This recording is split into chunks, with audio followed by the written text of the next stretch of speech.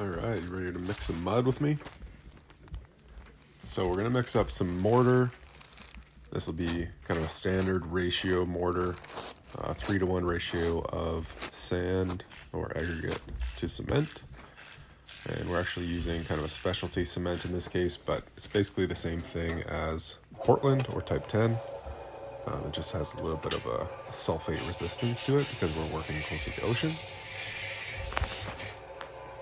So we got a couple bags set up out of our little shack here. We got a pile of sand close by, and we fired up our cement mixer.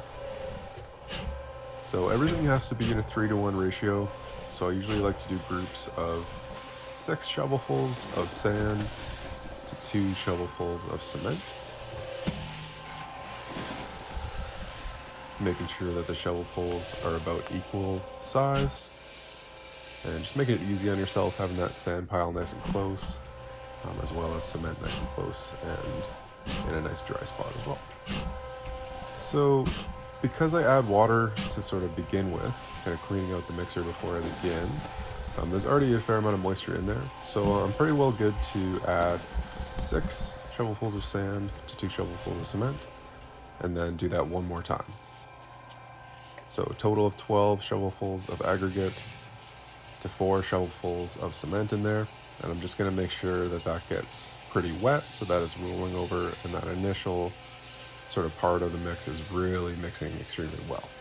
So we're going to give it a little bit of time and add a little bit of moisture in there until it starts to roll over in the mixer like that. So you can see it's pretty wet, but it's not soupy. It's just rolling over nicely and mixing really well. So once we're happy with it being mixed well in there, we're going to add another 6 and 2, and this will kind of get us closer to our limit for capacity for a standard cement mixer like this. And I'm kind of close to the bottom of this first bag, so as soon as I get close and it gets to the point where it's kind of hard to get a full shovel, I'm going to switch to a full bag, and I'll show you why in a sec. So again, another 6 and 2 in there. It's definitely going to be dry, but this is the point where we want to just add a little bit of moisture to get it to the consistency that we want, kind of slowly, so we're not adding too much. Because if we added too much water right now and it starts to get a little bit too wet for our use, so for example, if we're building a rock wall, it's going to be really hard to get it dry enough, right? We're going to have to keep adding materials, and we're going to sort of get the mixer to overcapacity, and it'll be a little bit too hard on it. So that's kind of touching it to see what it's like. Be careful, obviously, putting your hand in there when it's moving.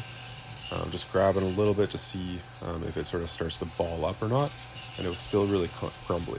So I'm going to spray, add a little bit, just a couple little blasts in there, and give it a little bit of time to see if it's going to get to the consistency that I want.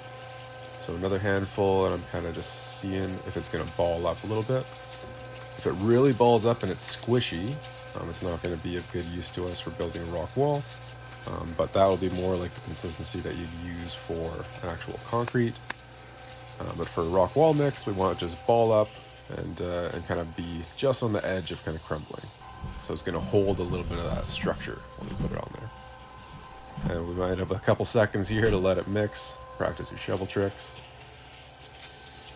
And forgot our wheelbarrow, so we got to go get that, make sure it's close by. Bring it up nice and close so that we can dump it in there and move it to where we need to go.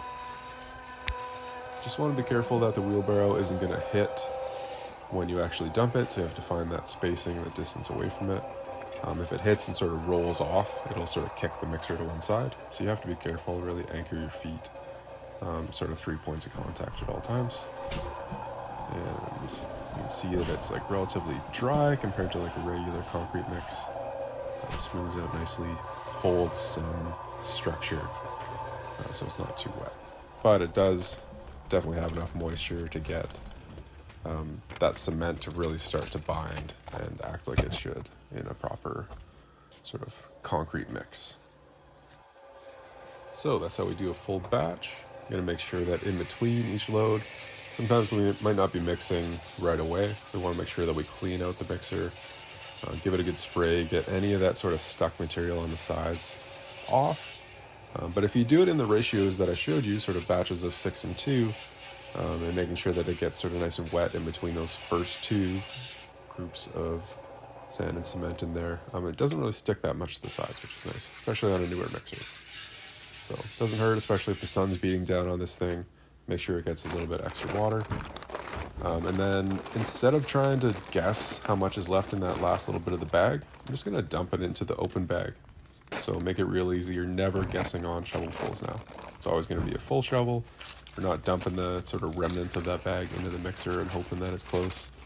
Just make it easy on yourself and take that out of the equation. And we're gonna use this same mix to build rock walls like this. I'll show you how to do that in some of my other videos. Check you later.